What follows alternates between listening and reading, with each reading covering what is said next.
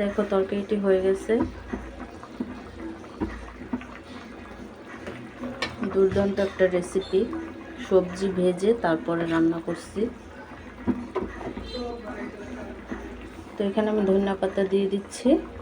তো গাইস দেখো সবজি আর মাছগুলো আমি ভেজে নিচ্ছি। তো গাইস এখানে আমি মশলা কষায় নিচ্ছি। তো খুব ভালোভাবে মশলাটাকে কষিয়ে নেব, তেলের সাথে ভেজে নেব। দেখো এখানে আমি সবজিগুলো দিয়ে দিচ্ছি। তো খুব ভালোভাবে মশলাটাকে কষিয়ে নেব, মিক্স করে নেব।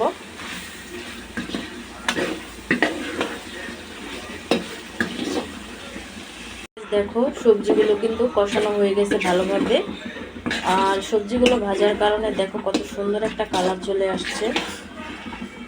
আর দেখো সবজিগুলো কিন্তু খুব ভালোভাবে কালার চলে আসছে। তো ভেজে নিলে কিন্তু সেই তরকারিটাও অনেক অসাধারণ লাগে আর খেতে অনেক টেস্ট লাগে।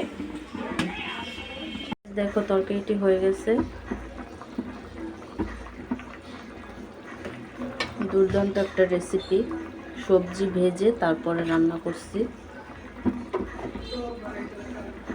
তো এখানে আমি ধনিয়া পাতা দিয়ে দিচ্ছি।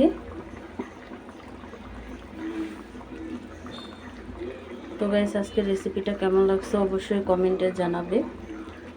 তো অন্য কোনো রেসিপি নিয়ে তোমাদের মাঝে আবার চলে আসবো। আজকে এই পর্যন্তই। সবাই সুস্থ থাকবে, ভালো থাকবে। আল্লাহ হাফেজ।